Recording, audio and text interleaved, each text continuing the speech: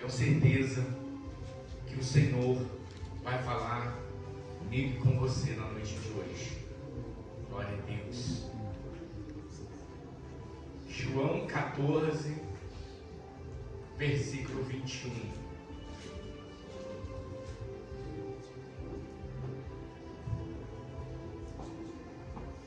João 14, versículo 21.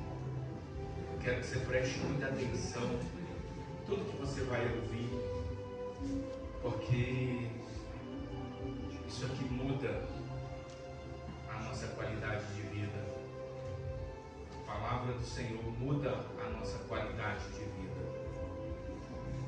Todos acharam? Diga amém. Amém. Quem não achou, diga, pastor, espera um pouquinho. Tem um obreiro para ajudar ali a moça ali, gente? Achou já? Se tiver mais alguém que precisa de ajuda, é só levantar sua mão, tá bom? Que é importante todo mundo acompanhar, né? Como diz o pastor, é bom que todo mundo acompanhe para poder ter intimidade com uma leitura bíblica. Bora lá então, 21. Aquele que tem os meus mandamentos e os guarda, esse é o que me ama. E aquele que me ama será amado de meu Pai. E eu o amarei e me manifestarei a Ele. Diga glória a Deus. Glória a Deus. Vai ficou fundo, meu filho. Vai botar fundo. Eu quero que você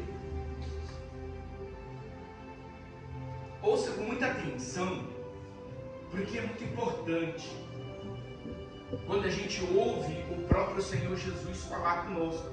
E aqui, quem está falando é o próprio Jesus. O próprio Senhor Jesus que está falando conosco, como a igreja.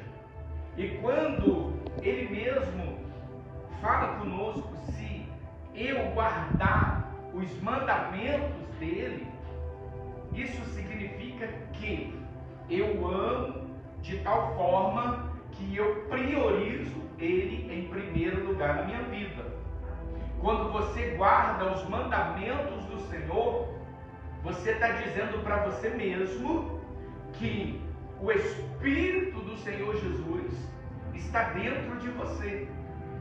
Mas tem muitas pessoas que desceu as águas, se batizou,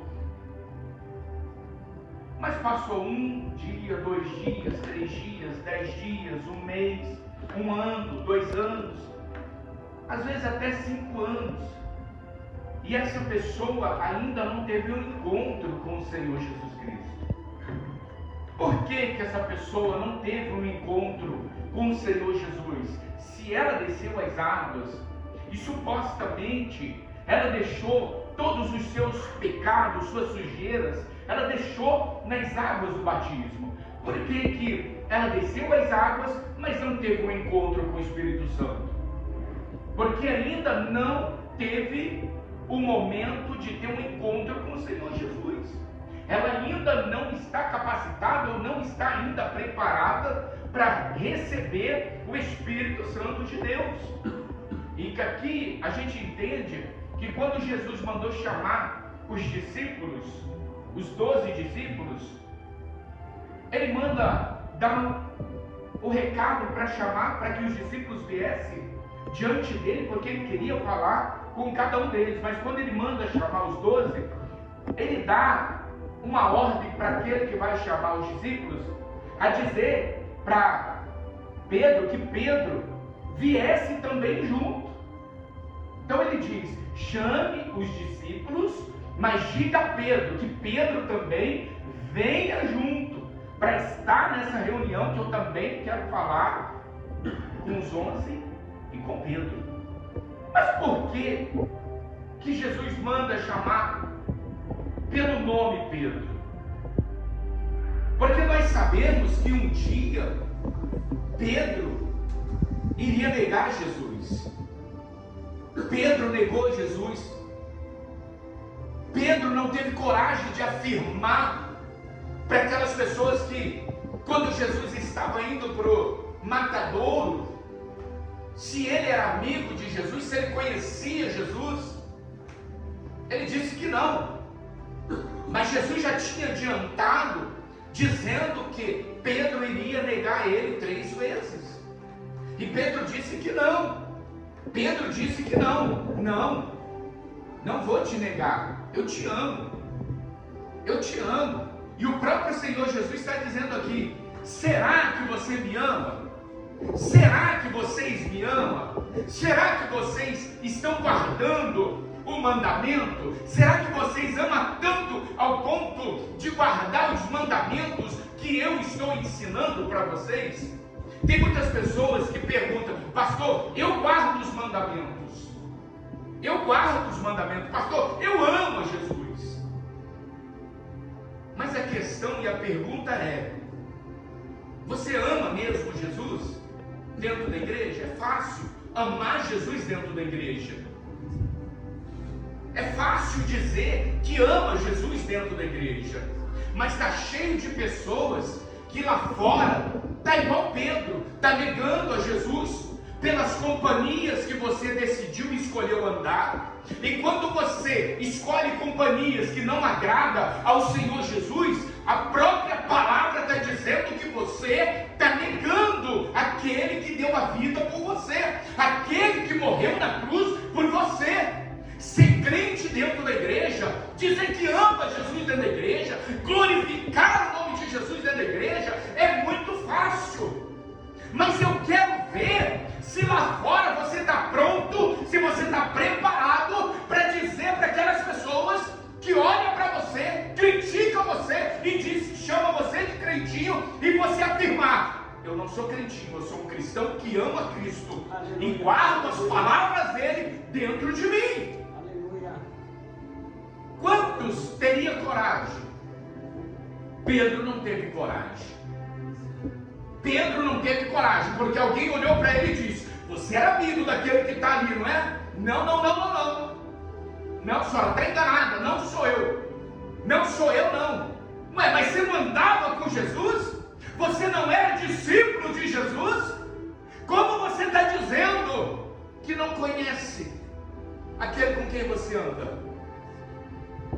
Então nós entendemos que até quem andou do lado de Jesus, no momento de desespero, negou Jesus. É fácil dizer que ama Jesus. É muito fácil dizer que ama Jesus. Aonde? Dentro da igreja. Mas lá fora tem um ditado que diz: me fala com quem tu andas, que eu te direi quem tu és. Por conta das suas escolhas, você acaba negando o Senhor Jesus. Por causa das suas amizades erradas, você acaba negando Jesus. Porque é muito mais fácil lá fora a gente fazer a vontade do mundo do que fazer a vontade de Cristo. É mais fácil você dar ouvido para os inimigos do que você levar a voz do Senhor Jesus para aqueles que estão na escuridão precisando do Senhor Jesus. Olha só, que coisa incrível. Só que Apocalipse 21, se você quiser abrir, Apocalipse 21, 14, diz assim, olha o que Jesus diz: mas poucas coisas tenho contra ti. Jesus está dizendo que ele tem poucas coisas contra você. Jesus, quando fala de Pedro, quando ele manda chamar Pedro, ele não está olhando para os erros que Pedro cometeu. Jesus não está olhando para os seus erros, para os seus defeitos. Jesus quer que você seja uma nova criatura. Jesus está te dando a oportunidade de você mudar os seus pensamentos, mudar suas atitudes, mudar suas companhias, para que ele possa achar espaço dentro de você, e ele, sendo a palavra, entrar dentro de você, que você é casa dele, para que você possa dizer: eu com certeza amo meu Senhor Jesus Cristo. Então ele está dizendo: eu ainda tenho alguma coisa contra você, porque você ainda não se preparou o suficiente para que eu possa entrar dentro de você e fazer morada. Porque nós mesmos temos problemas muito grandes de te afirmar que ama, mas na hora que alguém olha, você fala, eu saí da igreja? Não, fui só falar com um parentesco que estava lá dentro. Você foge. Porque muita gente quer fazer a vontade do mundo. As pessoas não querem mais fazer a vontade do Senhor. As pessoas estão se escondendo de Cristo. Estão se escondendo de Cristo. Mas ele não olhou para os defeitos, para as negatividades de Pedro. Ele não olhou para os erros, porque Pedro negou, porque Pedro disse que não conhecia. Ele não olhou para isso. Ele simplesmente, ele manda chamar Pedro, olha bem dentro dos olhos dele e diz, Pedro, você me ama? Pedro, você me ama mesmo? Pedro olha para Jesus e diz, sim, eu te amo, Jesus. Jesus olha para Pedro mais uma vez e diz para ele, Pedro, você me ama? E Pedro responde, sim, eu te amo, Senhor. É bom, Pedro, se você me ama, vai então e cuida das minhas ovelhas, ensina eles o bom caminho, ensine eles a me amar, ensine eles a querer guardar dentro deles a minha palavra, ensine a essas pessoas o que elas precisam ouvir. Jesus podia ter falado o quê? Olha, Pedro, estou tirando você do meio dos 12 porque você me negou. Você disse para a mulher lá que não me conhecia. Então, estou te separando. Você não serve. Ele não olhou para isso. Jesus está olhando para mim e para você pelos nossos erros do nosso passado. Jesus está nos chamando pelo nome, como ele chamou Pedro, porque ele quer ter um compromisso, ele quer ter uma intimidade, ele quer ter uma história. Com cada um. Com cada um. Ele quer ter uma história com cada um. Então ele manda chamar pelo nome. Eu achei muito interessante quando ele manda chamar Pedro pelo nome, sabendo de que tudo que aconteceu, ele manda chamar exclusivamente os 12, mais um em especial, Pedro. Diga que eu mandei chamar ele. Diga para Pedro que eu mandei chamar ele, para ele vir também. Para ele não achar que eu estou desprezando ele. Mas eu quero que diga o nome dele, diga, Jesus está te chamando também, Pedro. Então, o Senhor não está olhando se eu errei, se eu não errei. Ele está olhando se eu realmente busquei o perdão para que ele pudesse realmente achar graça, morar. E quando fala no livro de Apocalipse que ele tem um pouco ainda de coisas contra nós, e mais um pouquinho abaixo, no 16, ele diz, arrepende-te do teu pecado, arrepende dos teus erros, arrepende-te das más companhias, arrepende-te de não querer lá fora dizer o meu nome, glorificar o meu nome, arrepende-te. Quando ele está falando, eu trouxe algo aqui para mostrar para vocês, muito interessante isso daqui. Eu gostaria muito que você prestasse atenção. Costumam falar que Jesus é água pura, né? Jesus é a água que emana do céu e a gente bebe, né? Estava até com sede. É bom, água é bom, mas presta atenção no que você vai ver aqui agora. A vida do ser humano, ela é baseada mais ou menos nisso que eu vou mostrar para você. Quando você tem algum tipo de falhas com Cristo, é mais ou menos assim, ó, presta atenção.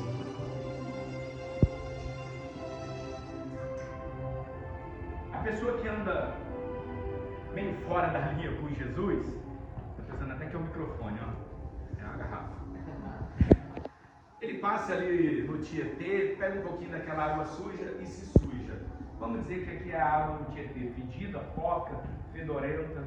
Aí você vem aqui e faz assim. Aí você começa a observar o que está acontecendo aqui, ó. A palavra de Deus fala no livro de Apocalipse 2, 21, 2,14, né? Que ele tem ainda poucas coisas contra nós. A gente já está começando a ver que aqui está começando a ter uma separação, sujeira, e vai começando a ficar limpo. Só que você vê que não vai limpar tudo. Não vai limpar tudo. Vai continuar uma parte dessa água, vai continuar suja. Só que aqui já está impuro para beber. Alguém aqui beberia essa água agora? Lógico que não, né, gente? Porque está sujo. Você acredita que Jesus entraria para fazer morada dentro de alguém que está com o corpo assim? Não. Sim ou não, gente? Não. Por que será? Porque a palavra de Deus diz que Jesus, ou o Espírito Santo dele, não habita em casa ou em templo sujo. Precisa estar limpo. A casa tem que estar limpa. O pastor cantou: essa casa é sua casa, né? Mas para essa casa ser de Jesus, essa casa precisa estar limpa. Se ela não estiver limpa, como que Jesus vai entrar numa casa que está suja? Sujeira para Jesus é o pecado, é a prostituição, é tudo aquilo que desagrada a Ele. É o tipo de sujeira que nós carregamos dentro de nós e impede de você ter um encontro com Jesus. Quando o seu corpo está sujo, você é impedido de ter um encontro com o Senhor Jesus. Aí você fala: pastor, mas eu estou buscando a Deus, eu estou buscando, eu estou lutando. Sim, você está lutando, mas enquanto não tiver da forma que eu abri e bebi, ele não vai entrar. Ele vai entrar quando tiver tudo 100%. Não adianta estar 50% sujo, 50% mais ou menos. Ele não vai entrar, ele não vai habitar. Ele quer que você se arrependa dos seus maus caminhos, se arrependa dos seus pecados, se arrependa das más companhias, volte-se para Jesus e tenha a certeza de que você vai ter um encontro com Ele. Põe fundo aí. Mas como que podemos ter um encontro com Jesus? Como é que nós podemos ser batizados com o Espírito de Deus? É quando você realmente, no seu batismo, você deixa tudo. Você entra sujo, decidido a abandonar tudo na água do batismo. Sua vida de prostituição, vida de roubo, vida de mentira, vida, sabe, de mentiraiada, roubaria, só coisa que não agrada a Deus. Então, o batismo, eu decido que eu não quero mais ter uma vida torpe. Então eu vou jogar tudo na água do batismo e eu quero voltar uma nova criatura. Eu quero voltar uma nova criatura. Livro de 2 Reis 5, a gente ouviu falar de Naamã. Naamã era um homem leproso, fedido, catinguento, sujo, mas ele ouviu uma menina dizer que em Samaria havia um profeta, e que se ele fosse em Samaria, em Israel, e ouvisse o que o profeta iria dizer para ele, que ele iria ter que mergulhar no rio fedorento fedido, Rio Jordão, ele iria ser sarado e curado. Mas imagine você no lugar de Naamã, passando por uma situação difícil, cheio de problemas, cheio de disse, não me toque. E alguém chega para você e diz: essa sua situação pode ser mudada, essas suas lepras podem ser saradas, você só precisa ir até Samaria e ouvir o profeta que lá reside. Só que daí a gente entende que um cara chefe de soldados, poderoso, temente pelos homens. Só que dentro da casa dele, ele era um coitado, ele era um fracassado. Acredito que deveria ter muitos anos que não deveria encostar na sua esposa por conta das feridas, porque aquilo catingava, aquilo era uma podridão. Então ele via sua esposa de longe. Só que em meio a tudo isso, lá no começo da história, a Bíblia fala que uma garota que perdeu toda a sua família por conta da batalha é carregada por esse homem, levado para a casa dele para trabalhar para sua senhora, para ser escrava na casa dele. E eu acredito que aquela menina teria todos os seus motivos, todas as suas razões para odiar aquele homem, para odiar aquela casa, para odiar aquela mulher. Só que o que eu vou trazer para você agora, e o que eu quero que você entenda, é que Deus trabalha de forma, Thiago, que às vezes a gente não consegue entender o que Deus está fazendo no meio do povo. Então Deus usa aquela garotinha que perdeu a sua família, leva para dentro da casa daquele soldado, e lá olha para ele, vê a situação que ele está vivendo, cheia de dores, de problemas dentro de casa. Tinha suas vitórias lá dentro, lá fora, mas dentro de casa tinha suas derrotas próprias. Então Deus usa aquela garota para poder dizer para aquela mulher: diga para o seu senhor, para o seu marido, que se ele for, ela poderia dizer que ele morra, que ele sofra mesmo. Mas a garota olha a situação, o sofrimento, e diga para seu esposo: se ele for até o profeta que existe em Samaria, e ele ouvir as palavras do profeta, do homem de Deus, a vida dele vai mudar. Aleluia.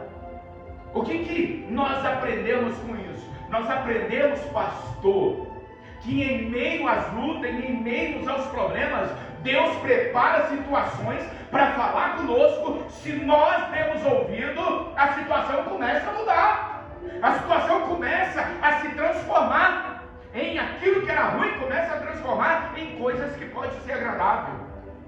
Então quando aquela menina diz isso para ele, ele vai até lá achando que ele vai ter cara a cara com o profeta, só que ele se enganou. Ele chega lá e o profeta nem sai. Simplesmente o profeta pega o seu, o que eu posso dizer, seu ajudante, né? Vamos dizer assim, Geazi. Ele pega e diz: Geazi, vai lá. Não, senhor, mas o homem quer falar com o senhor. Não, Geazi, eu não vou, vai você. Vai você e diga para ele descer o Rio Jordão, dar 7 mergulhos e vai ficar tudo certo. Aí Geazi dá uma coçadinha na cabeça, né? Fala: pô, o cara é importante, o cara é valente, o cara... Você entendeu como é que eu vou chegar? Cavalaria em peso. E o profeta só fala: vai lá, Geazi, faz o que eu estou mandando. Tá bom, o senhor está dizendo, eu vou. Ó, seu Naamã, profeta... Eu já lembro de uma coisa que eu fiz um tempo atrás. O profeta ali mandou eu falar para o senhor, mas foi ele, viu? Mandou falar para o senhor ir até o Rio Jordão e dar 7 mergulhos. Eu acredito que Naamã olha para aquele cara assim, aquele garoto. Eu acho que ele queria descer do cavalo para dar logo uns tapão, né? De Geazi. Tipo assim, pô, isso é importante, cara. Você sabe quem você está falando? Você sabe quem está aqui? Geazi só falou: ó, foi o profeta que mandou. Ele, tá bom. Mas não tinha outro rio não para ele me mandar? Tinha que ser justo no Rio Jordão? Não podia ser? Pô, tem tantos outros rios, tinha que ser justo no Rio Fedorento? Geazi disse: sim, senhor, é lá que o senhor tem que ir. Virou as costas e saiu correndo e tomou dentro de casa, né? Não é mesmo? Vai que, né? Naamã fica meio furioso e arranca da espada ali, cabeça rolando. Então aqui, ó, deu recado, voltou para dentro de casa. E aquele homem, simplesmente, acredito que ele ficou com muita raiva, mas ele foi até a beira do Rio Jordão. E ele olhou para aquele rio, e dentro dele Acredito que ele ficou com muita raiva, pastor. Ele falou, caramba, eu vou ter que entrar nesse rio fedorento, cara. E os soldados, né, tudo acho que querendo dar risada, todo mundo se segurando, falando, ih, valentão, entra aí, valentão. Todo mundo sério. Ele dá uma olhada lá, olha pra cara dos soldados, todo mundo. Fazer igual a Henrique.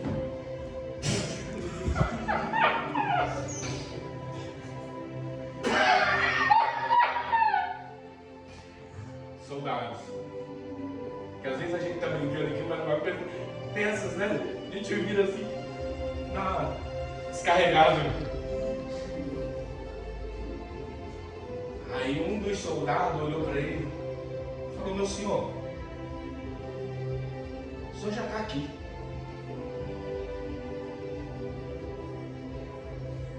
Ou não, o senhor já tem. O profeta não ia falar à toa. Só o senhor descer, dá os 7 mergulhos. Pelo menos, se não acontecer nada, pelo menos o senhor desceu nas águas. O senhor deu 7 mergulhos. Eu acho que ele deve ter coçado a cabeça, pastor. Colocou 20 tão longe. Mas se não der certo, primeiro eu corto a cabeça da menina. Depois eu corto a cabeça dos dois, do profeta e do ajudante. Mas já que eu estou aqui, deixa eu obedecer. Olha que interessante. Obediência gera o quê? Bênçãos. Obediência, gente, gera bênção. Mas por que muitas pessoas não conseguem ter a bênção? Glória. Desse jeito. Por que muita gente não consegue adquirir bênçãos? Porque nem todo mundo está preparado para obedecer. As pessoas estão preparadas para ouvir e questionar, mas não estão preparadas para obedecer. Então estão preparadas, pastor, para questionar. Para questionar está cheio de pessoas, mas para obedecer, colocar em prática aquilo que o profeta disse, são poucos. São poucos. Então Naamã, ele desce e ele dá os seus mergulhos, dá o primeiro, dá o segundo, dá o terceiro, nada acontece. Acredito que ele, no quarto, ele já fica meio nervoso, tudo fedido, né? Porque junta a lepra, mais o rio fedido, imagina a carniça que aquele cara devia estar. Acho que ele devia estar com muita raiva da menina, do profeta, de Jesse. No quinto ele desce de novo e sobe, e vê que nada aconteceu. No sexto ele desce de novo e sobe, e vê que nada aconteceu. Só que foram quantos mergulhos foi pedido para Naamã dar, gente? 7 mergulhos. Então ele desce no 6º mergulho e volta e nada aconteceu. Eu acredito que Naamã, no 6º mergulho, ele deve ter olhado para cima e viu ali uns 4, 5 soldados olhando para ele. Acredito que eles deviam estar dando suas risadas, suas zombando, né? Porque tem muita gente que zomba da fé das pessoas. Tem muita gente que não acredita na fé das pessoas e zomba. Então eu acredito que aqueles homens no mínimo estavam zombando do seu chefe. Só que dentro dele, eu acho que houve uma revolta. Sabe, eu acho que ele olhou para ele e viu a situação, a humilhação que ele estava passando. E ele decidiu ouvir primeiro a menina que estava dentro da casa dele, que disse: se o Senhor for em Samaria, lá tem um grande homem de Deus. Se o Senhor ouvir o que ele vai dizer para o Senhor, a sua vida vai mudar. Então, o pensamento dele voltou lá, antes dele dar o 7º mergulho. Depois o pensamento dele olhou e pensou: poxa, eu fui na casa de um grande homem de Deus, e o grande homem de Deus nem sequer saiu para fora para vir falar comigo. Então ele analisou isso daí. Mas o grande homem de Deus manda o seu ajudante, o seu ajudador, me trazer uma palavra dizendo para mim ir até o Rio Jordão, dar 7 mergulhos, que eu sararia. Então teve todo um trajeto de pensamento. Teve todo um trajeto de pensamento antes dele dar o 7º mergulho, porque no 6º mergulho não tinha acontecido nada, ele não tinha visto nada acontecer na vida dele. Então peraí, no 7º mergulho eu preciso agir a minha fé, eu preciso tirar essa fé da onde ela não existe, mas eu sei que dentro de mim ainda tem alguma coisa que vai acontecer nesse momento do meu 7º mergulho. Eu não estaria à toa em Samaria ouvindo um garoto me dizer que se eu descesse até o Rio Jordão, desse 7º mergulho, eu sararia. Então, o que nós entendemos? Que esse grande homem, chefe de grandes soldados, ele resolve obedecer e ele dá o seu 7º mergulho, mas ele não dá o 7º mergulho de qualquer maneira. Ele dá o seu 7º mergulho numa posição de um grande homem que ouviu a palavra de um grande homem de Deus. Então ele decide mergulhar, sabendo que a vida dele vai mudar. A vida dele vai mudar. Você podia dar um glória a Deus. A vida dele vai mudar. Então ele decidiu que ele só ia obedecer. Ele tirou de dentro dele o eu sou, o eu posso, o eu faço e acontece. Ele simplesmente tirou tudo, jogou no lixo e disse: para nada presta. Para nada presta, porque se prestasse, eu não estava do jeito que eu estou. Se prestasse, eu não seria o que eu sou. Então eu vou tirar tudo isso e ser simplesmente na mão. E vou obedecer. Aleluia. Palavra-chave: obedecer para a sua vida mudar. Glória. Glória a Deus. É na obediência você recebe o Espírito de Deus. É na obediência que o Espírito Santo olha para você e diz: agora eu quero ter um encontro com você. Em obediência, quando Naamã mergulha e ele volta e ele olha para o seu corpo, a Bíblia diz que a pele dele está exatamente como as minhas sobrinhas que acabou de nascer. Pele lindas, cheirosas, aquelas meninas, a pele igual de um bebê. Sabe por quê? Porque ele creu e obedeceu. Aleluia. É só o que você precisa hoje para ter um encontro com Jesus. Fica de pé, por favor. Fica de pé. Fica de pé. Eu não sei se você chegou aqui como Pedro hoje. Eu não sei se você está aqui como Naamã. Eu não sei. Qual dos dois você se intitula? Pedro, que errou muito, Jesus mandou chamar pelo nome?